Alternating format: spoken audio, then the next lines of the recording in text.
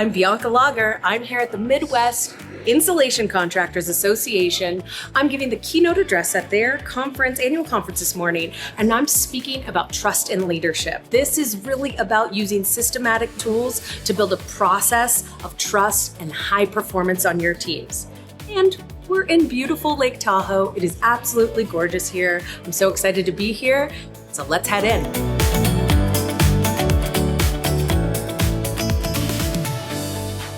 This morning, I hope you all enjoyed our breakfast, and we have two outstanding speakers. One housekeeping item or courtesy item. Just take out your cell phone and silence it, please. That's courtesy to our guests and speakers. And our first speaker this morning is our keynote speaker, is Bianca Lager.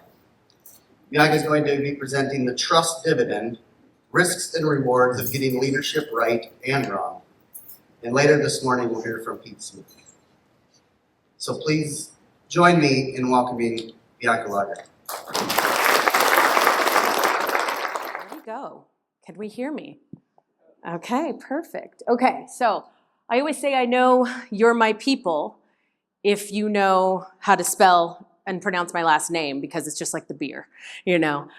People try to church it up or spell it differently, and frankly, it's not it. It's just like the beer. Can't take credit for that. That's my Swedish descent husband.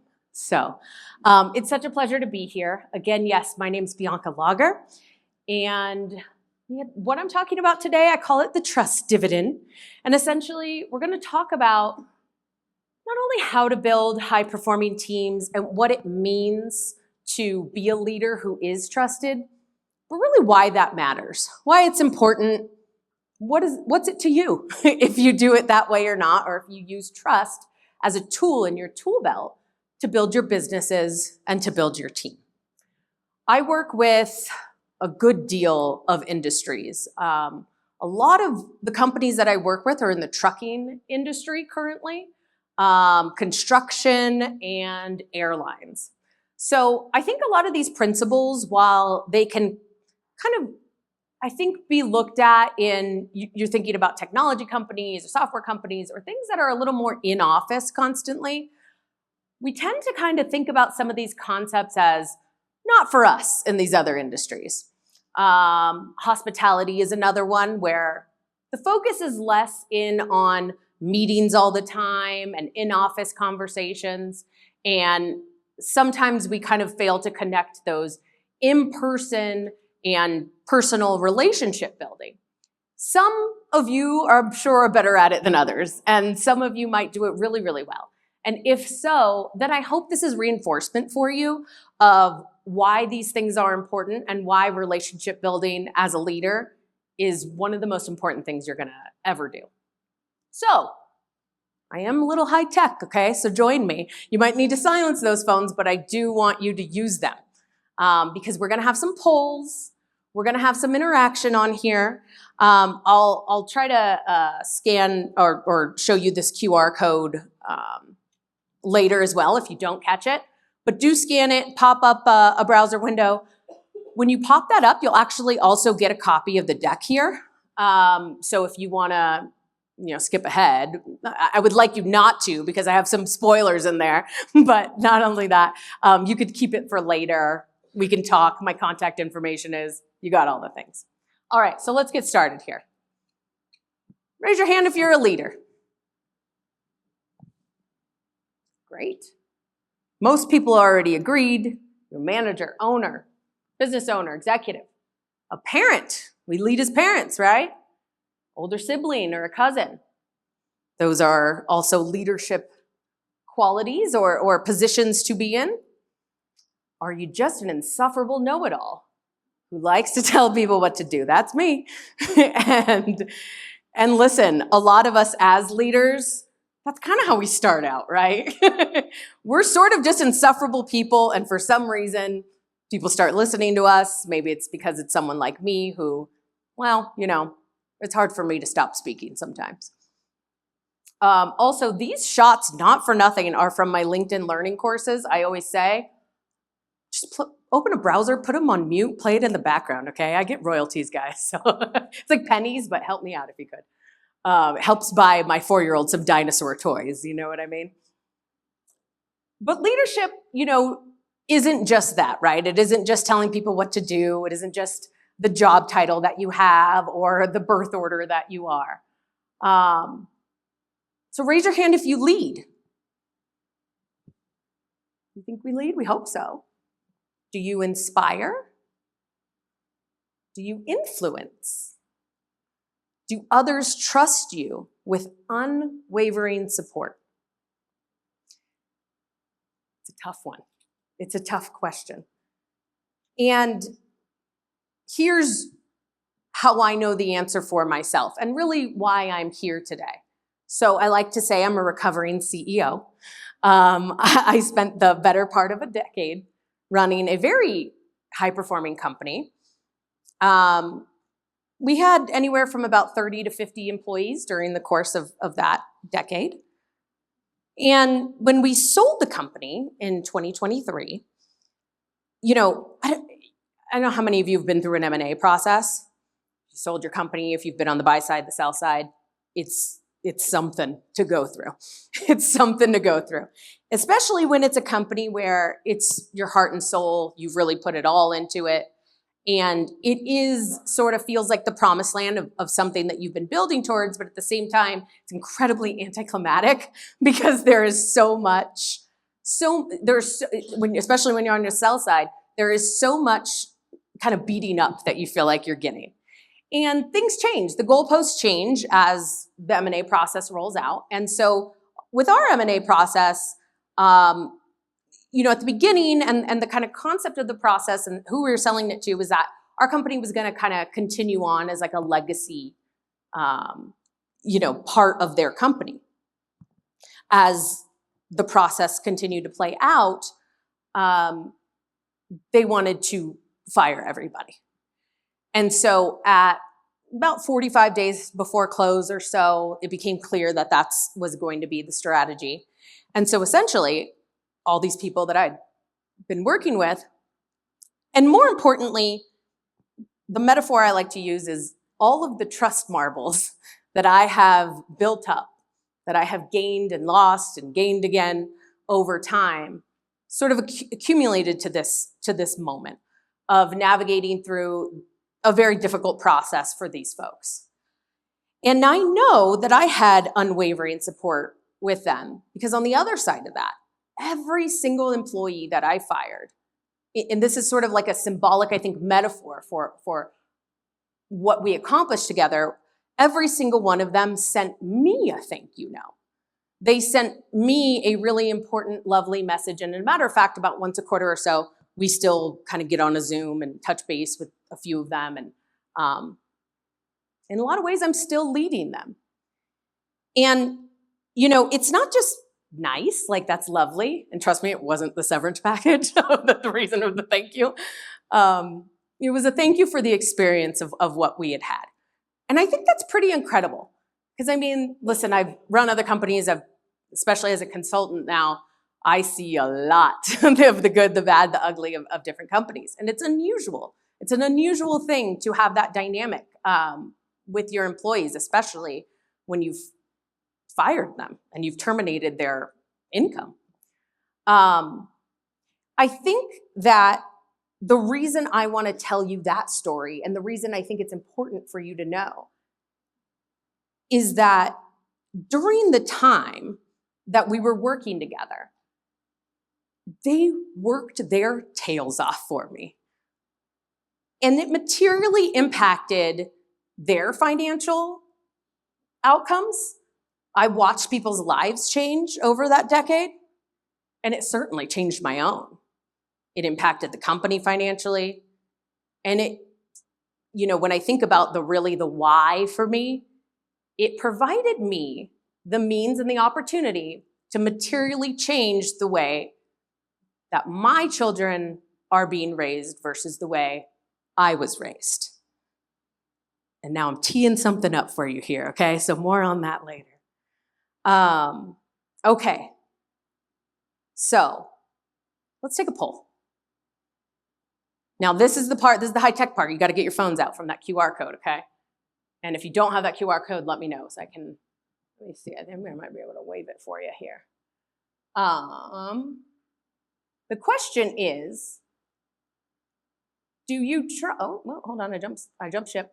Is the leadership team trusted in your organization? Maybe you're a part of it, maybe not. But what's your perception of it? Do you think the leadership team is trusted? And we should get live results here as soon as you guys start entering in your, it's not coming up? Go back to that QR code, guys. Technical errors? It's okay, we can work it out. You see the slides. Okay. Yeah. Oh, please, it's okay. Where there's a will, there's a way, folks. Where there's a will, there's a way. Let me get it going.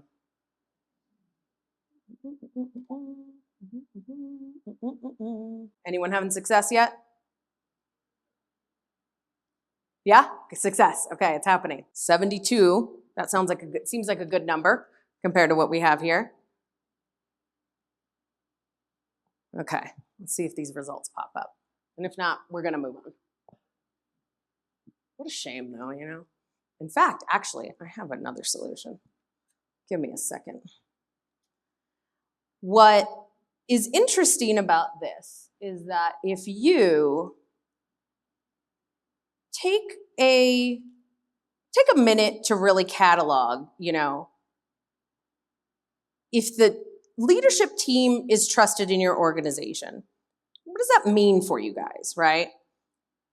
And it's an interesting perception, I think, of, I mean, many things, but essentially, is this a better way to show it? All right, we got a 3.9 on average. Oh, it's going down, 3.7. So a scale of 1 to 5, most trusted, not as many trusted. And this is kind of fun because you can kind of benchmark whatever it is that you put in. What did other think? I think we got some 1s in there, for sure. Certainly some 2s, I think, at the very least. All right, let's check out the next one. Next slide.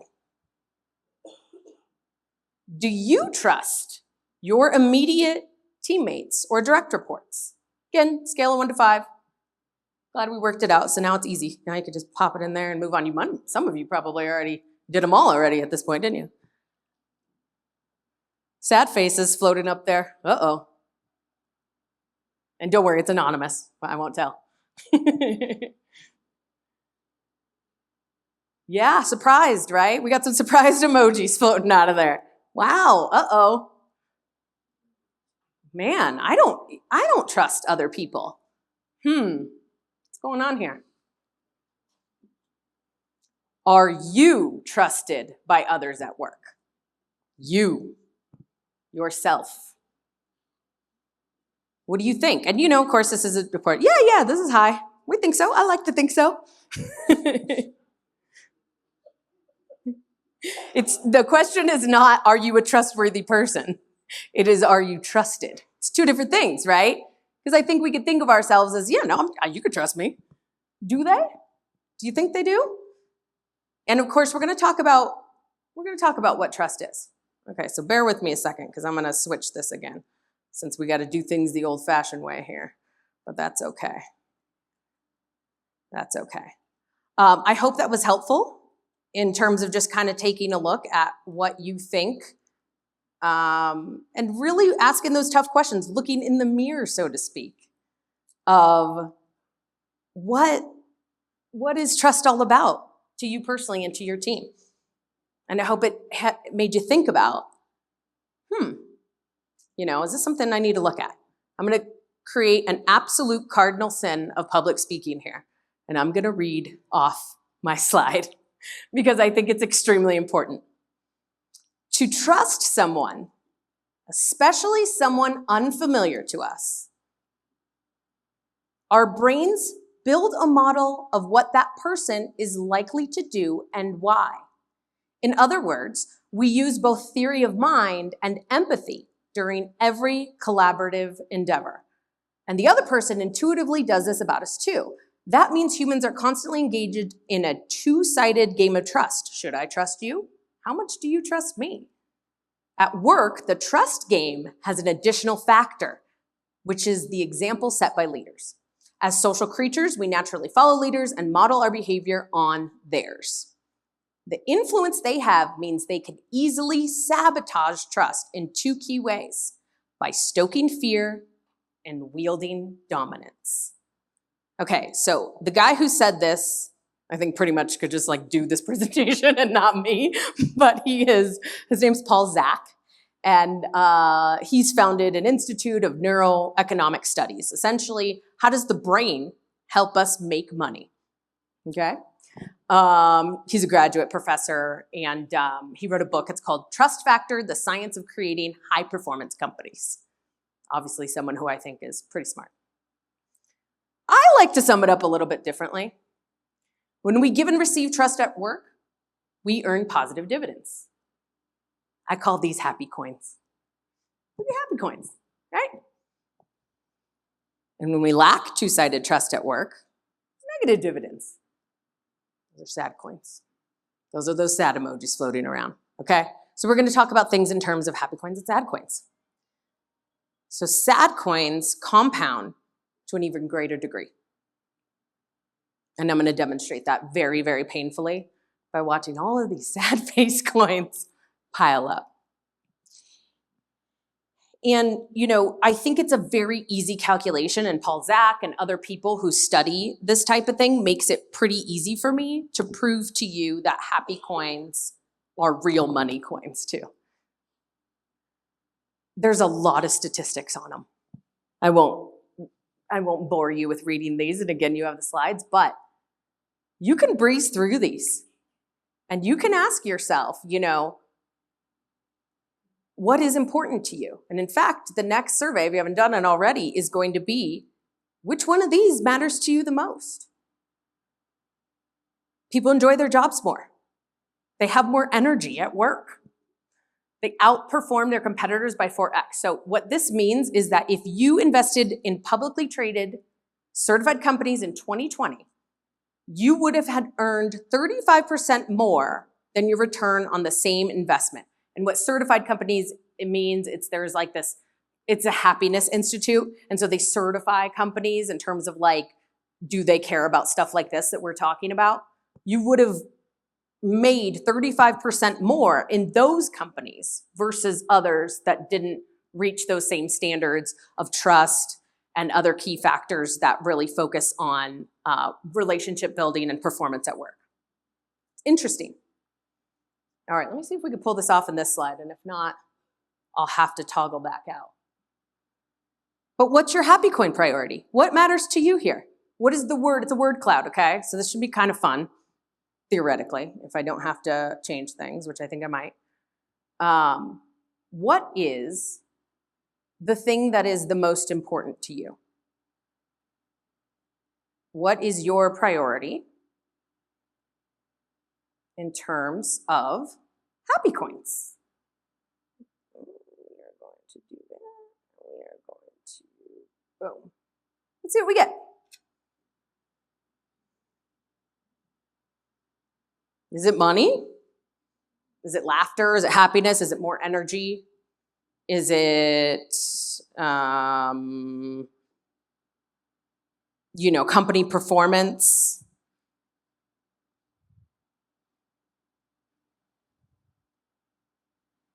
What do we get here? Anything? Let's see if they're popping up. Oh, let's see if I can look at the participant view and see what you guys are seeing.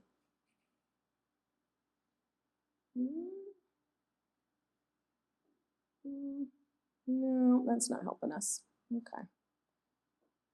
Abort, abort. How do I get out of here? How do I get out? Do you guys see it on your end? I'm just curious more than anything. Seeing the same thing? It's too bad. What a shame. You know what? When in doubt, refresh the browser. You know what I mean? Refresh the browser. There we go. We happy working now? The old refresh, man. Gets you every time, doesn't it? I'm telling you, my IT husband, he'd be so proud of me. Either that or he'd tell me to make sure the power button was turned on. Okay, now you guys are typing. Now we're good. Had a long time to think about that, so I hope you come up with a good answer. But those happiness coins, again, they can translate to your home life. Again, do you just feel better? You just have a better experience at work? Maybe work just doesn't feel like it's such a slog, like it's difficult. It's not that difficult here in Lake Tahoe, but sometimes when we're back at the ranch, things can be really difficult. Customers that pay on time. Whew, right? Amen to that, let me tell you. Purpose, balance, fulfillment, financial rewards. I like that one. Stability, satisfaction. See, it's cool when it works, you know? We got there though, we got there, right? Money, money, money, money, money. More than one person, people said that, and you couldn't submit more than one word. Healthy balance sheet. Oof, man. I know that one in the depths of my soul. Amen to the financial statements. Talk about an M&A process. That makes a difference. Camaraderie. I like that. Positive relationships, loyalty, honesty, leading by example. Relationships, customer satisfaction. A very big one. I do a whole other presentation on service as an attitude. And that's sort of part of the shtick here too in a lot of ways. How that impacts this. And it obviously can be translated. Trust, your customers, you guys know this, feel that trust. And they understand and they pick up on the dynamics that are going on between your team. We do it in our own lives. We can tell. We can walk into this hotel and we can tell if there's weird vibes here, if there's tension between team members. You can tell. Okay. So pretty cool. And I appreciate your guys' patience on that and your participation. And I think it'll be interesting for you guys to come back to this and take a look once you've kind of digested and, you know, really thinking, gosh, you know, that Bianca, that presentation really, really hit me. It's going to talk about sad coins now. 55% of CEOs think lack of trust is a threat to their organization's growth. You guys can read the rest of these, but you get it. Lower sense of belonging, higher stress and anxiety levels. Now, in my word cloud, I would have entered probably something along that line in. I think that we all can appreciate that there are times when building a business and working and being a leader doesn't feel that hard and stressful, and there's times when it does. And on the other end of it, when you're being led by somebody who is stressed and who is anxious, it is not a good feeling. It's not productive. I gave you the stats on that, but I think it's not also rocket science to know that. Managers impact employee health by 69%, which is more than doctors and therapists. And I have so go ahead. That's right. I think overall well-being is the point here. But actually, I think, not to check my source, I actually think this survey was particularly focused on physical health.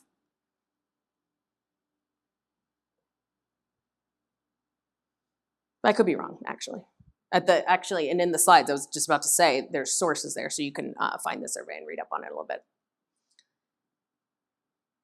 So I talked a little bit about like how I, through, really focusing on trust, and I don't know that I necessarily consciously was like, I'm going to be a trusted leader, and that's what I'm going to set out to do. But it worked out that way. And I'll let you in on my discovery process of how I kind of figured that out and materially changed the way that my children get to experience the world. 69%. This is the house that I grew up in. This is 3322 Helix Street. I took this picture the day my father died. I didn't exactly know he was going to die that day, but he was in hospice. And if any of you have ever had the very terrible experience of your loved one being in hospice, it's very hard. And the nurses, me and my sisters, essentially had been there 24 hours a day for about a week. And they told us to get out, give him some space and get some fresh air. So like productive type A person that I am, we went to plan his funeral. And we were driving around, we went to the church that we went to growing up, and it was around the corner from the house that we grew up in. And it looked pretty similar. I would say my mom probably wouldn't have allowed as much stuff outside, but those things behind the house is the cranes. We called it the crane yard. I don't really know exactly what it is, but essentially, warehouses. It was kind of like an industrial area. But frankly, I mean, it was not so much the house itself, but it's kind of the things that went on in that house, right? I think all of us could find a picture or look at a picture. Well, not all of us could find, but if we had the ability to look at a picture, the house we grew up in, there'd be many different emotions that would probably dredge up for you. And I'll say in this house, I never had friends over. It was not a safe place, and it wasn't a comfortable place. And, there was certainly a lot of shame for a lot of different reasons, but it was mostly difficult because of my home life. My mom and dad grew up in inner city San Diego. And so it's actually a really funny story the way they met. My mom was 13 years old, and there was a fire in the neighborhood. So all neighborhood kids go out to go check out what's going on. My mom's walking home with her friends, giggling because these two teenagers behind her are following her. And this teenager behind her asked for a lighter, which we always thought was really funny of my dad to do because there was just a fire and this man's asking for a lighter. It was kind of strange. But anyway, a couple years later, they have my sister. They're teenagers, having kids. Fast forward to 1988. This is the house that we live in. My baby sister had been born earlier that year, and or about a year before, technically. And it's Christmas time. So I'm about 5 years old. And this is kind of near the neighborhood of where my mom and dad grew up.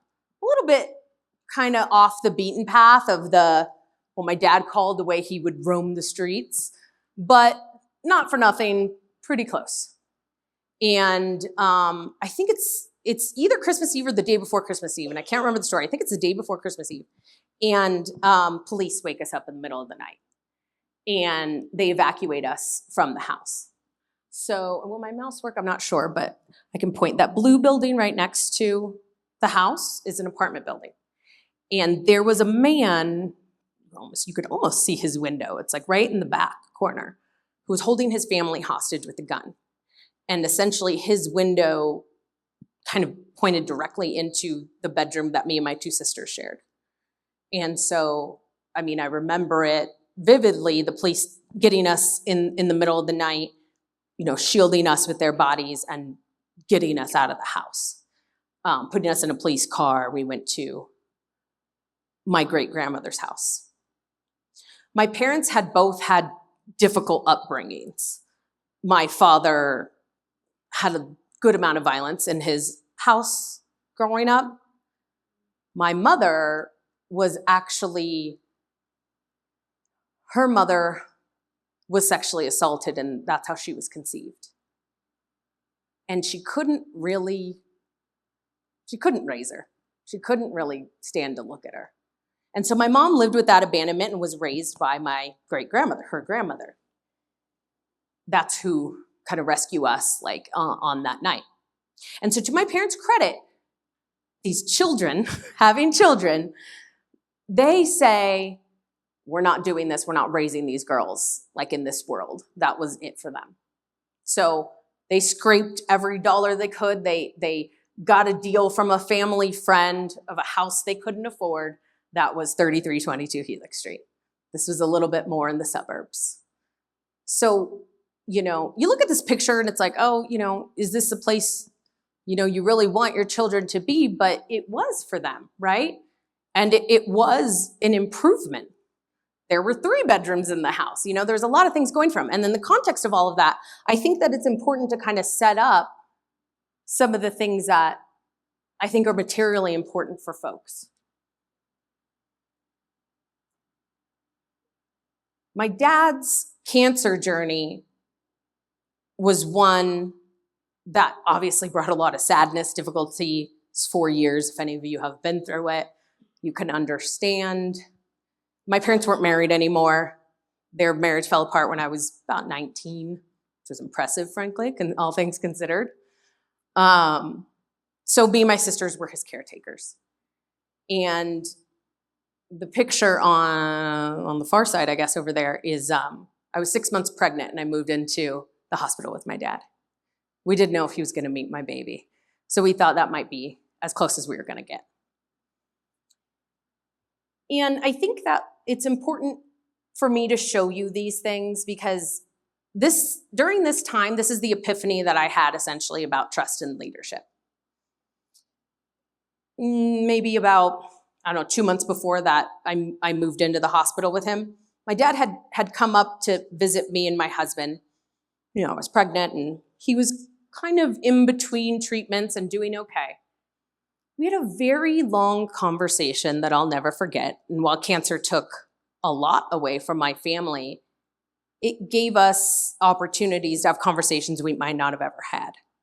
And the conversation turned into a life story, if you will, of all the jobs he had while we lived at 3322 Helix Street.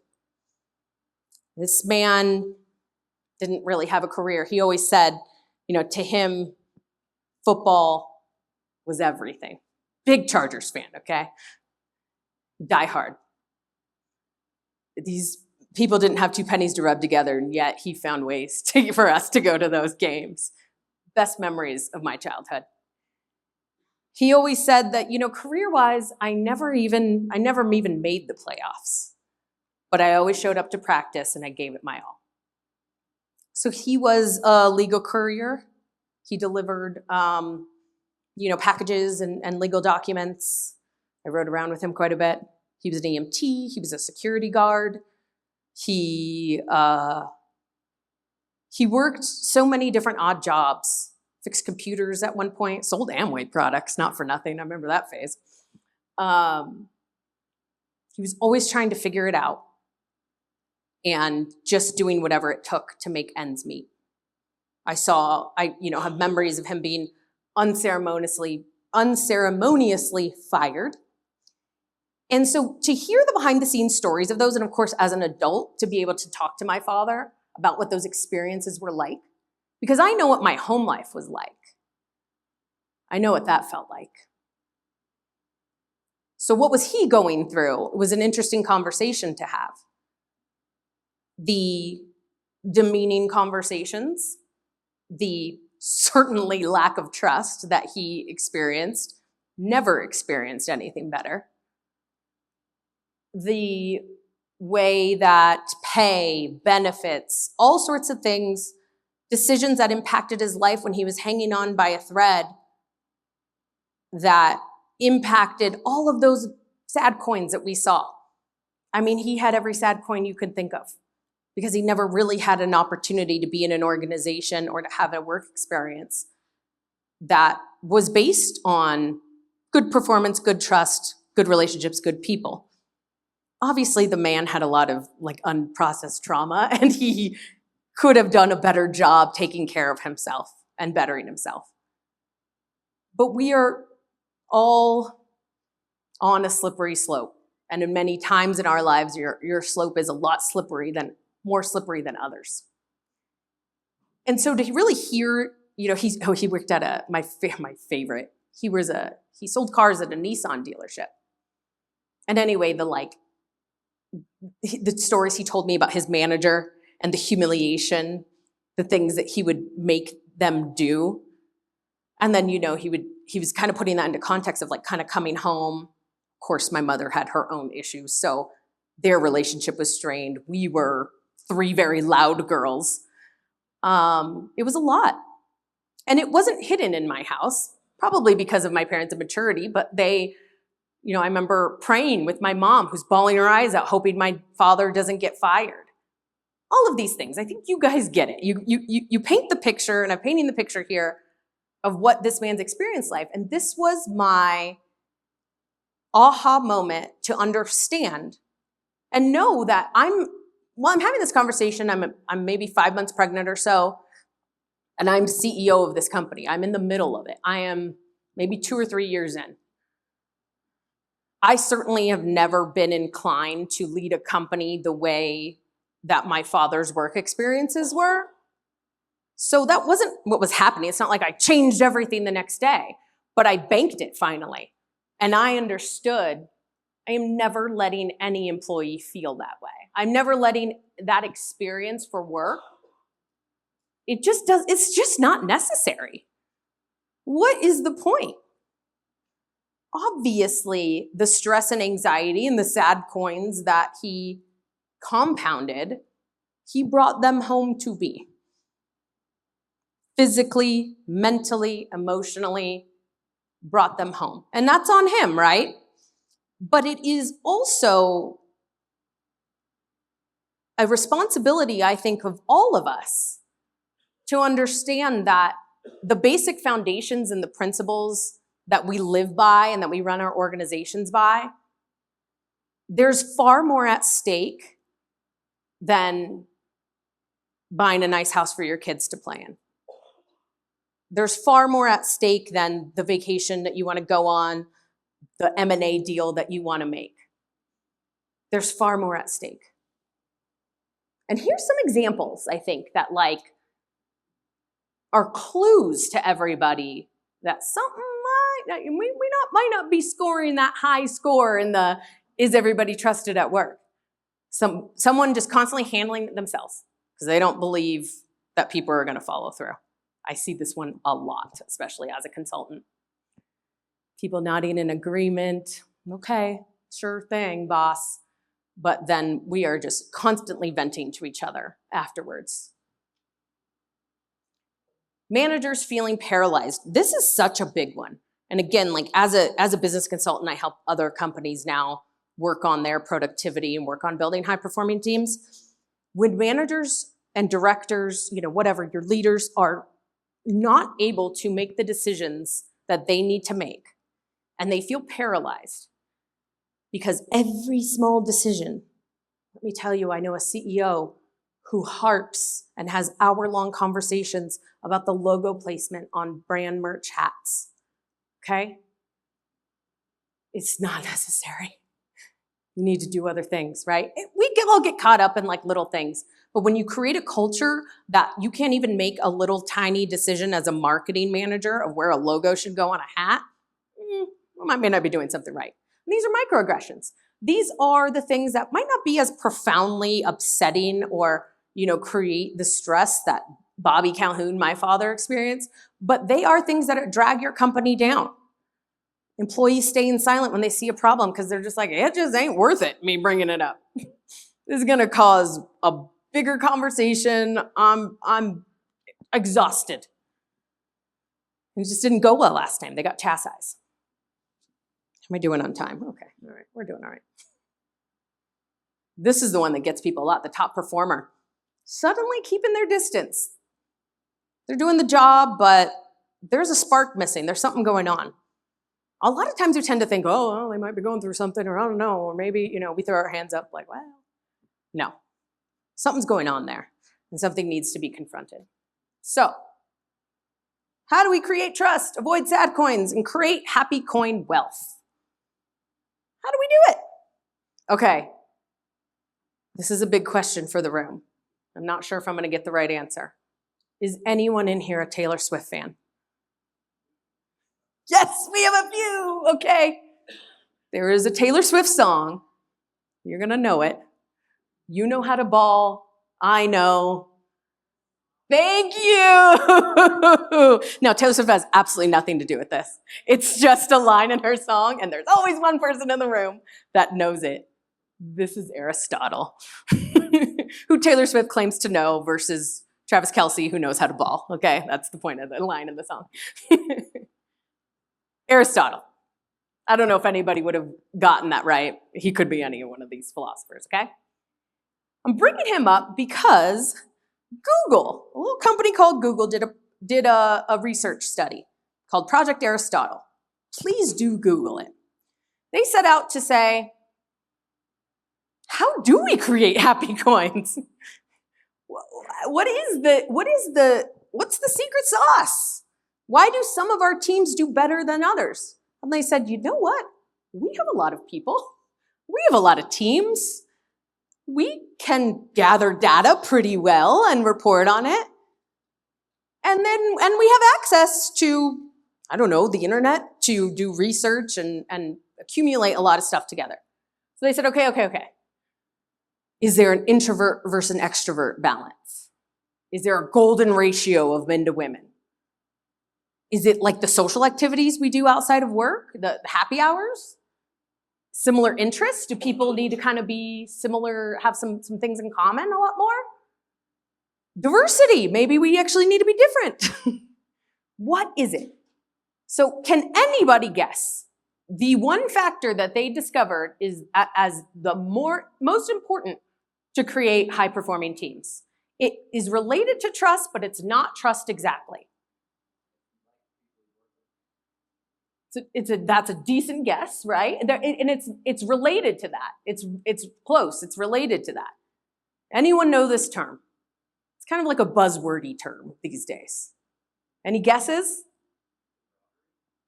You're not off. Anything else? Okay. Apathy or not apathy? That wouldn't work. Probably empathy is what you said? Okay, yes. All related. All right. Psychological safety. Do we know what that is? Anyone not sure? It's kind of like an obvious term in some ways, but think about it. It's when your brain kind of feels safe, okay? You could speak up, you can contribute, you can push back, you can use your voice, you can ask questions, and you can share ideas. And you can do all of these things without being punished. It seems really simple, but think about how many times, how many meetings, how much, maybe you can't help yourself, especially as an insufferable know-it-all, trust me, where you just think you're right. And so punishment can come in a lot of different forms, and it can be punitive to not let people speak. It can be punitive to take people off projects. There's lots of different examples, right? You guys are smart people, you get it. Psychological safety. Google has a part of their site, it's called RE Work, regarding work, essentially. You'll be able to find Project Aristotle, and there's a couple other projects that they've completed and they've done, and it's ongoing. But essentially, this is the hierarchy of things that they found that were the most important factors in creating high-performing teams. So they studied their own teams, they studied outside teams. Psychological safety, number one, dependability, structure and clarity, meaning, impact. Okay, going back to my friend Zach here, Paul Zach. I gotta read. The precursor for trust is psychological safety. If people don't feel comfortable, then they're not going to extend trust to those around them. And therefore, you have a friction that exists in that environment. They might not be an obvious link, but it comes right out of the neuroscience that one of the potent inhibitors of trust is high levels of stress. We're full circling now, folks, right? You can't trust somebody when you're stressed out. You can't trust somebody who is stressed out. You're like, okay, buddy, It's not possible. And so psychological safety is a group phenomenon, whereas trust is a one-to-one relationship. Trust comes when people feel psychologically safe. You can't trust somebody that you're afraid to speak up with, that you have to keep your opinions to yourself. So let's play this game one last time, guys. Psychological safety check in. Now, and I think obviously some of you are running companies, of course. And so when you're thinking about psychological safety, do think about it in terms of how you think you guys are doing. How do you think your company is doing in terms of psychological safety? Oh, what? Okay. Oh, stop, Marion. Get away. Oh, okay. You don't want to play. You don't want to play with me. I'm going to make you go away. I just sing to myself when I get nervous. Don't mind me. I'm not even nervous. It's just like, good Lord. Present. There we go. Somewhat. We're getting good. All right. We're feeling good. And I wonder, I don't necessarily have a different graph, but I wonder how this is a personal question, obviously, right? This is do you feel safe to speak up? Now, listen, as the CEO of a company, I felt super safe to speak up. I'm the boss. What I say goes. I think it's interesting to think about maybe how others feel. Do they feel the same way? Do you think you're getting the right input from everyone? You might be. Like I said, at my company, I would have given myself a 5. I knew for sure we were doing great at that. So again, this is all for you. You guys, no judgment. It is a tool for you guys to think about how you can improve things and how do a little gut check. How are we doing in this? Okay. That was the last time we had to suffer through that. So thanks for your patience, guys. Now that I have this down too, this is a little easier. All right. So here's my premise. Here's the whole thing. Behaviors in leaders are what creates or prevents psychological safety. Psychological safety is the #1 secret sauce that creates high-performing teams. Being a part of a high-trust, high-performing team makes happier, healthier people. I could probably add on to that, who make more money. And I think that was part of a lot of people's happy coins. So this is it, guys. This is what I'm my gifting to you today in terms of what are the 5 core behaviors that earn trust through action. These are the 5 core behaviors that are the habits and the behaviors that you need to instill in order to create a psychologically safe environment and build trust. Thus, improving your team's performance, getting the best performance possible out of your employees. You want people to give their best performance. But do you think Bobby Calhoun gave his best performance? No, he did not. And I think he would have loved to have had that opportunity. I can think of 1 or 2 times where he did, because he had a decent run here and there. But they're few and far between. That man wasn't giving fatherhood his best performance, and he wasn't giving his job his best performance. Focusing on these things can seem like a nice to have, but I promise you it's not that hard. It is a habit to build, and it's some of the things that you probably already do. Focus, accountability, consistency, transparency, and sincerity. Transparency is tough because you feel like you not necessarily always have time to explain the why. Also, the goalposts can change, so it's tough. There's also a decent amount of times where you are limited in how you can be transparent because of those goalposts possibly changing, right? My M&A process is a really good example of that, right? I wasn't able to really be fully transparent, but I was transparent as possible, as soon as humanly possible. And I promise that made a really big difference. Because I didn't have a bunch of people who basically gave up when they knew they weren't going to have a job anymore. They could sense it. I had people who played until the buzzer ran out. And what a difference that made, right? Okay, another QR code. This is an easy one. We don't have to do anything, but this is the tool for you. If you think anything has been interesting today, and if you want a tool that you can possibly use on your own, you can find it at my Happy Coins. See, you get Happy Coins from it. You can find it on my website by going to the Inbox Zero link. And I'm going to preview, and of course you have it in AHA slides now, so you have the slide deck and this QR code in there and the URL. It's a spreadsheet, folks. I usually talk about it at the top, and I failed to because it's like I don't like to bury the lead here. But essentially, this is a key tool, and you get all sorts of stuff, and it's free for you guys. I sell it for $7. It essentially is an outline of how you can use those behaviors on a daily basis and build these habits. And maybe it's not for you, but maybe it's for your directors or your managers or your leaders. And it's how they need to run their teams. Because a lot of times, and I think the very key to executive success is making sure you're empowering those folks to run their teams well. You don't need to be the one worrying about the logo on the hat and where it is, right?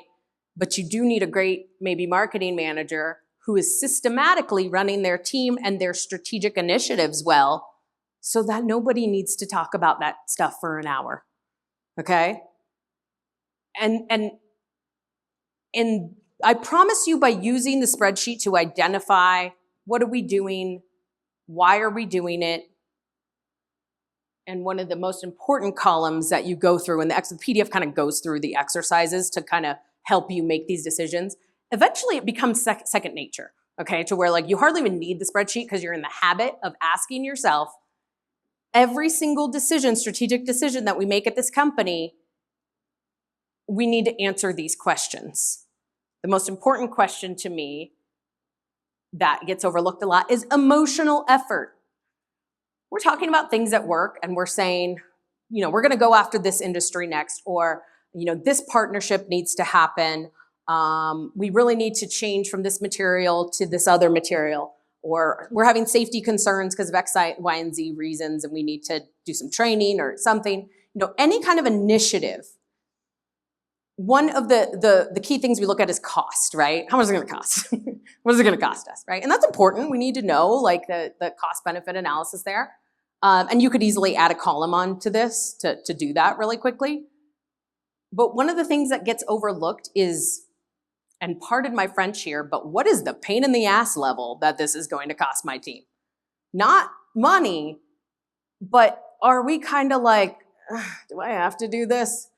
Does this feel like something that is going to be dragged out unnecessarily? Now, some of those things you have to do, but not really everything. Is it just something that is mentally draining? Gonna be mentally draining. And so, getting in the habit of using this spreadsheet as a way of being transparent with your team is what we're getting at here. This is a tangible way. This is a Google Sheet, essentially, that I give you. You can use it on Microsoft.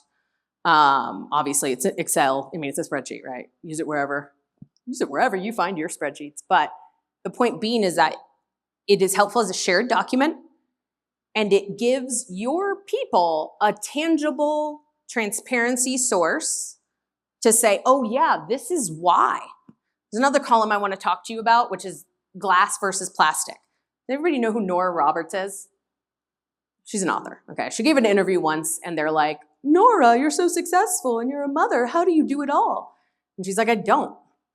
There's balls in the air. A lot of them get dropped. Some that I drop are plastic, some that I drop are glass. And so to also give your team the empowerment to know the difference between those things. How much is this going to make my boss angry? Well, it's a plastic object. If we drop it, it'll bounce back, we can recover. This is glass. It's not unrepairable, but we got some shards. We're bleeding now. We've got big problems if we drop this one. Those two columns are probably the single most important habits to build in terms of those 5 behaviors that I talked about. It provides you focus, accountability, transparency, consistency, I went out of order there, and sincerity. Because this is also a place where you're gonna mean what you say and say what you mean. Oh, remember, this is why we thought this was important. Hey, you don't have to repeat yourself several times. My God, as a leader, I can't tell you how nice that is not to have to repeat yourself over and over and over again for something that you're like, I already told you this. It's on the spreadsheet. All right, 61. What do you guys, any guesses why this number is important to me? It was Bobby's age when he passed away. I did the math. 352,000 plus non-sleeping hours in his life, 81,000 hours working. The biggest chunk of a single source of his time in his lifetime. I mean, this is almost close to retirement age, so I mean, you can kind of think about it like that. But that was his life, and that was the quarter of it. A quarter of it spent, man, just feeling pretty beat up.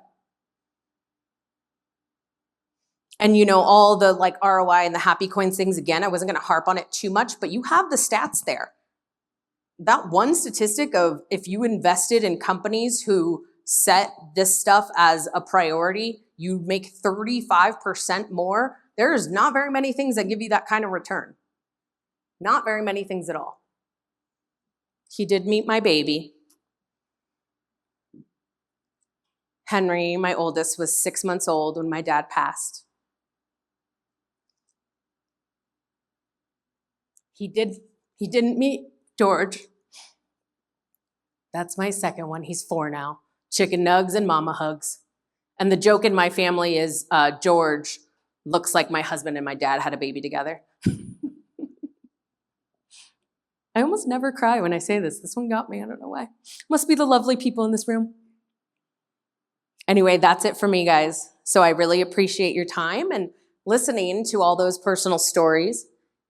And I hope that you take that with you. Take a little bit of Bobby's work experience, my trajectory, and I think I'll leave you with the thought that, man, if Bobby's trajectory had been different, I think I've accomplished a good amount in my life. If I showed you the picture of the house that I live in now, you'd be like, all right, you're a pretty good girl. My spoiled kids certainly are a result of that as well. But how much more could I have done? How much better could I have given back to the world? And so I'll leave you with that thought, and I'll certainly open it up for questions in case anybody else is crying, or if it's just me, just let me know. Thank you, guys. I appreciate it.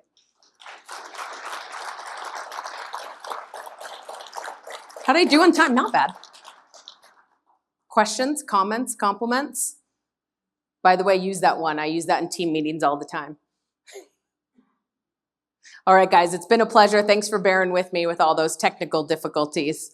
And I think Carl, you're going to come up here and tell them what's next? Okay, awesome. Thank you, guys. Appreciate it. Yeah. Appreciate it. Yes, for sure. The presentation was really good. It definitely built on some of the leadership teachings that I've kind of been through the last couple months of my career. Specifically at the University of Texas, took some executive education, and this definitely brought home some of those same points as far as the importance of trust within an organization.